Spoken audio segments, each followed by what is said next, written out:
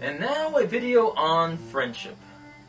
This will be the last video in this series regarding the drama, then it's back onto the reviews and whatever else pegs my outrage meter. Who do I consider friends and why do friends matter?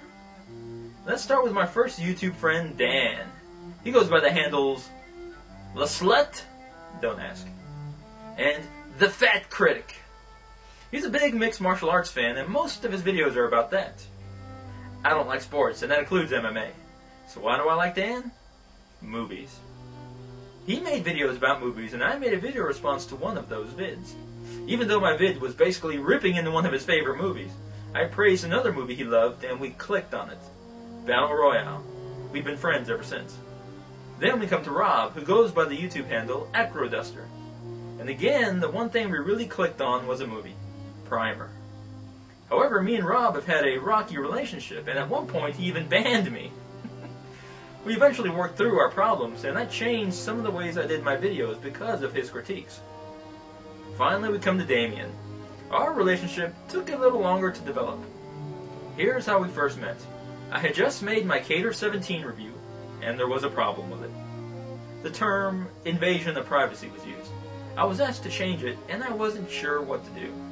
So I decided to PM some people for advice. I sent messages to 3 users, and Damien was one of them. The only one I'd had no previous contact with. I basically sent him a message out of the blue. He responded within an hour and with very sound advice. Bear in mind that this was about 3 months ago and his channel didn't have as many subscribers as it has now. But it still had thousands, and I had around 40. I've never forgot his prompt response and willingness to help. It also speaks to what kind of guy he is, that his first instinct is to help out, to be nice. He even left a positive comment on YouTube Theater's page a while back, but then he banned them because he was tired of their spam. Like I said, he's quick to extend the olive branch, but if you abuse his goodwill, no more Mr. Nice Guy. And it could have easily been no more Mr. Nice Guy with me as well. We'd kept in touch on and off with PMs, and I'd made video responses to his channel. Some expanding on stuff he covered, and some critical.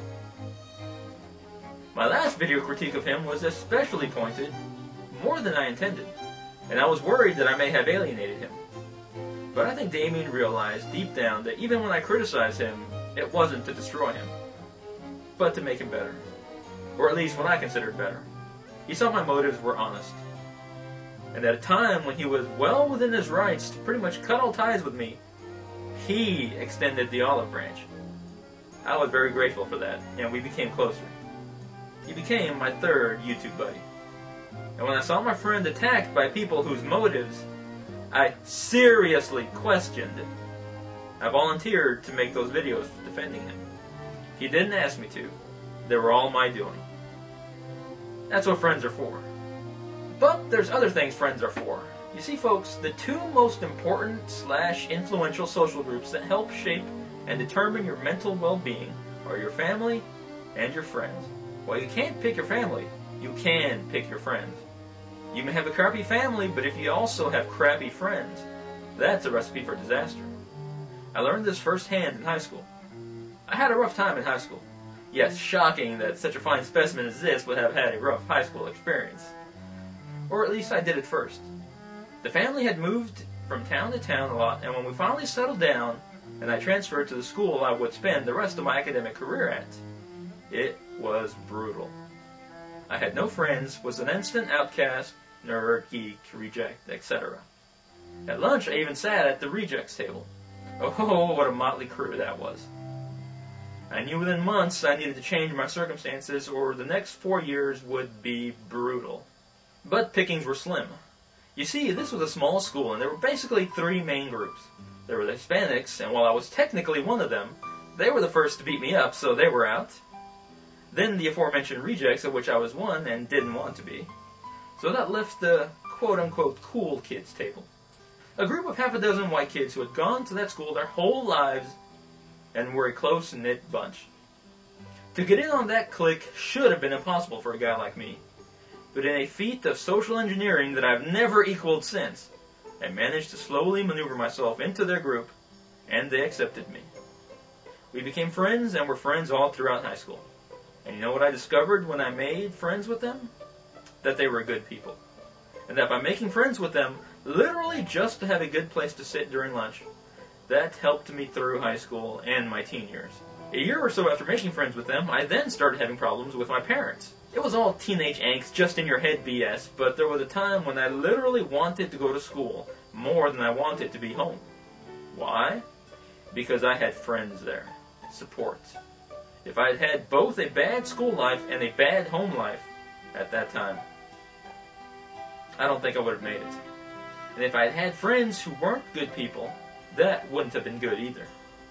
In essence, it boils down to that old cliche of, oh, he's running with a bad crowd.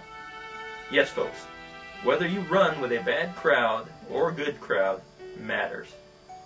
And while running with a bad crowd doesn't necessarily make you bad, it's a negative influence on you. A bad crowd is much more likely to bring you down in the long run. I'm making friends with people I consider good and good influences. Guys like Dan and Rob and Damien.